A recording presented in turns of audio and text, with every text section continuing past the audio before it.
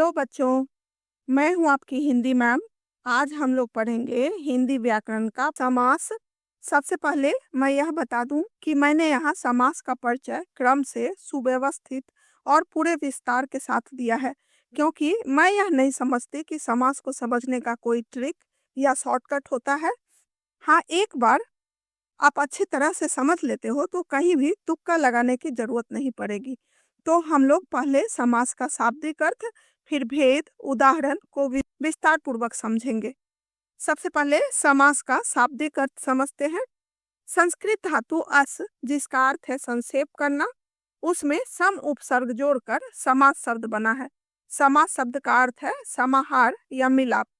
इस प्रकार समास की परिभाषा होगी: दो या दो से अधिक शब्दों के मेल से नए शब्द बनाने की प्रक्रिया को समास कहते हैं। परिभाषा के आधार पर समास में निम्नलिखित बातें स्पष्ट होती है। सबसे पहला, समास में कम से कम दो पद आवश्यक होते हैं। इसमें पहला पद पूर्व पद और दूसरा पद उत्तर पद कहलाता है। आपने परिभाषा में शब्दों के मेल पढ़ा, पर समास के अंतर्गत शब्द को पद कहते हैं, क्योंकि स्वतंत्र रूप से शब्द को शब्द कहा जाता है, पर यही शब्द जब किसी शब्द के साथ जुड़कर नए शब्द बनाता है या वाक्य में प्रयुक्त होता है तो पद कहलाता है। समास में कम से कम दो शब्द जुड़े होते हैं, इसीलिए समास के शब्द पद कहलाते हैं। दूसरा, समास होने पर दोनों पद मिलकर एक संक्षिप्त रूप धारण करता है, जिसे समस्त पद कहते हैं। तीसरा, समास प्रक्रिया में बीच की विभक्ति का लोप हो जाता है। इसे उदाहरण द्वारा समझते हैं। पूर्व पद जोड़ उत्तर पद हो जाएगा समस्त पद। जैसे घनश्याम समस्त पद है, इसमें पूर्व पद है घन और उत्तर पद है श्याम। वैसे ही देशभक्ति समस्त पद है, इसमें पूर्व पद है देश और उत्तर पद भक्ति। समस्त पद बनते समय दोनों के बीच का विभक्ति चिन्ह के समान के लिए का लोप हो गया है। समास विग्रह, विग्रह का अर्थ होता है अलग करना। जब समस्त पद के सभी पद अलग अलग किए जाते हैं तब उस प्रक्रिया को समास विग्रह कहते हैं। जैसे अनुरूप शब्द का विग्रह होगा रूप के अनुसार, शाप मुक्त शब्द का विग्रह होगा शाप से मुक्त। अब हम लोग एक एक कर समास के भेद समझते हैं। पहला, अव्ययी भाव समास। अव्यय के योग से बने शब्द अव्ययी भाव समास कहलाते हैं। इसमें पहला पद प्रधान होता है तथा जो शब्द बनता है वह भी अव्यय होता है। अव्यय वो शब्द होता है जिसमें क्रिया काल, लिंग, वचन आदि के कारण कोई बदलाव नहीं होता। अव्ययी भाव समास का प्रथम पद अव्यय या उपसर्ग होता है, जिससे जुड़ने के कारण नया शब्द बनता है और शब्द के अर्थ बदल जाते हैं। इसीलिए अव्ययी भाव समास में पूर्व या पहला पद प्रधान होता है। यथा, प्रति, अन, प्र, अति, कु, दु, नि आदि ये सब उपसर्ग कहलाते हैं। इसके अलावा एक शब्द जब दो बार आकर अर्थ में बदलाव करते हैं वह भी अव्ययी भाव समास ही होता है। जैसे दिनों दिन, रातों रात, कानों कान, ये सब अव्ययी भाव समास के उदाहरण हैं।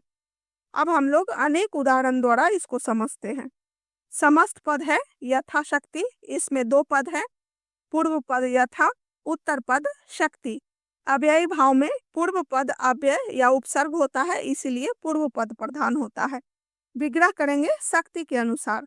यथा योग्य, जो जितना योग्य है, दिनों दिन, दिन ही दिन में, रातों रात, रात ही रात में, अकारण, बिना कारण के, आमरण, मरण तक, निर्विवाद, बिना विवाद के, प्रतिदिन, हर दिन, प्रतिक्षण, हर क्षण, प्रत्येक, हर एक, नालायक, जो लायक नहीं, लाजवाब, जिसका जवाब ना हो, अत्यधिक, अधिक से अधिक।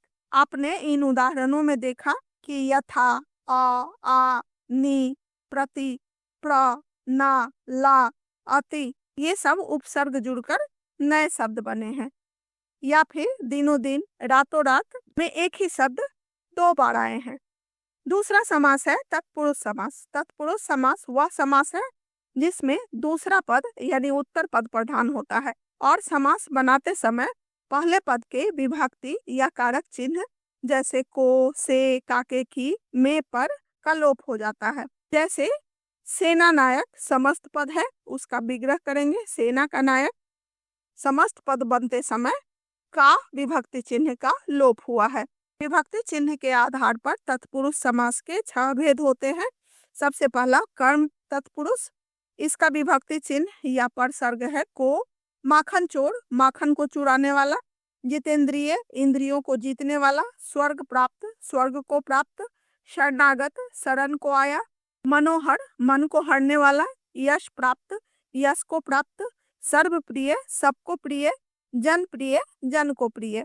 इन उदाहरणों में आपने देखा कि का, के, की विभक्ति चिन्ह आए हैं। समस्त पद बनते समय उसका लोप हो गया है, यानी वो गायब हो गया है। करण तत्पुरुष, करण का विभक्ति चिन्ह होता है से, के द्वारा। रेखांकित, रेखा से अंकित। हस्तलिखित, हस्त द्वारा लिखित। रत्न जड़ित, रत्नों से जड़ित। अकाल पीड़ित, अकाल से पीड़ित। रस भरा, रस से भरा। नीति युक्त, नीति से युक्त। गुण युक्त, गुण से युक्त। क्षुधातुर, क्षुधा से आतुर, भूख से आतुर। रोग पीड़ित, रोग से पीड़ित। शोकाकुल, शोक से आकुल। उसके बाद संप्रदान तत्पुरुष, संप्रदान का विभक्ति चिन्ह या परसर्ग होता है के लिए। हवन सामग्री, हवन के लिए सामग्री। विद्यालय, विद्या के लिए आलय। गुरु दक्षिणा, गुरु के लिए दक्षिणा। यज्ञशाला, यज्ञ के लिए शाला। युद्धाभ्यास, युद्ध के लिए अभ्यास। हथकड़ी, हाथ के लिए कड़ी। सत्याग्रह, सत्य के लिए आग्रह। रसोई घर, रसोई के लिए घर। अपादान तत्पुरुष, यहाँ से अलग होने का बोध होता है।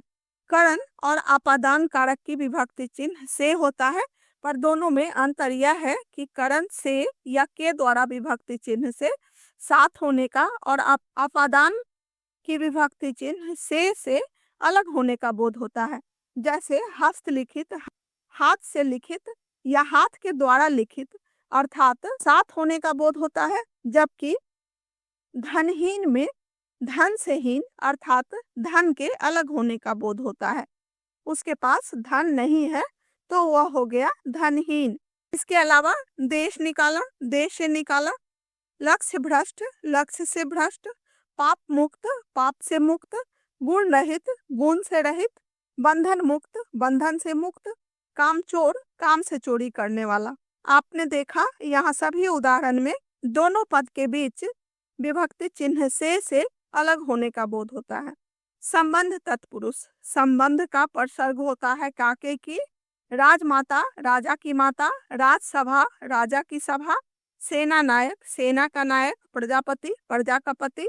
जलधारा, जल की धारा। मतदाता, मत का दाता। शांति दूत, शांति का दूत। मातृभाषा, मातृ की भाषा।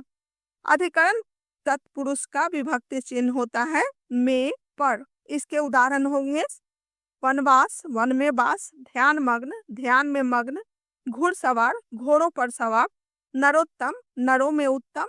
काव्य निपुण, काव्य में निपुण। गृह प्रवेश, गृह में प्रवेश। आप बीती, आप पर बीती। शिलालेख, शिला पर लिखा हुआ। उसके बाद है कर्मधारय समास। कर्मधारय समास का विग्रह करने पर उसमें है जो के समान या रूपी विभक्ति आते हैं।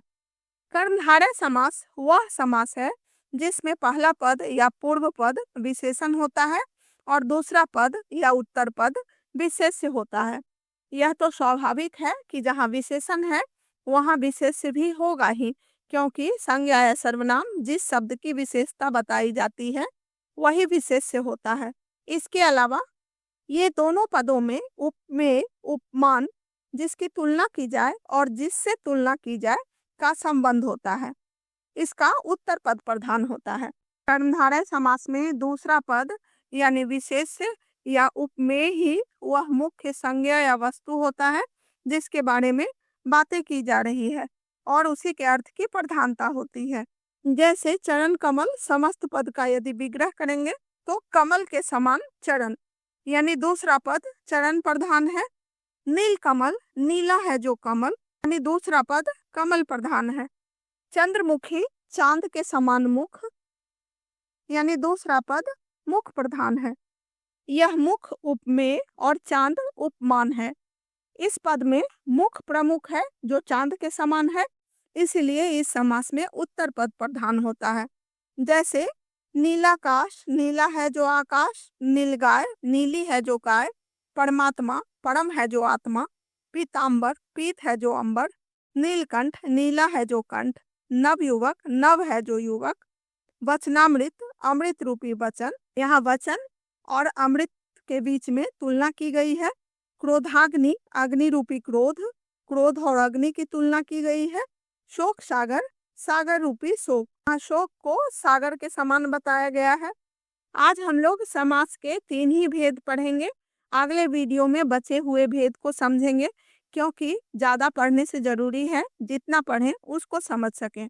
2-3 बार वीडियो देखने पर मेरे ख्याल से इन तीनों में कोई डाउट नहीं बचेगा। फिर भी यदि कुछ शंका हो तो आप कमेंट बॉक्स में लिखकर पूछ सकते हो। यदि आपको समझ में आ गया हो तो आप मेरे चैनल को सब्सक्राइब करिएगा, ताकि आगे भी परीक्षा से संबंधित महत्वपूर्ण जानकारी मैं आपको देती रहूं। तब तक के लिए बाय।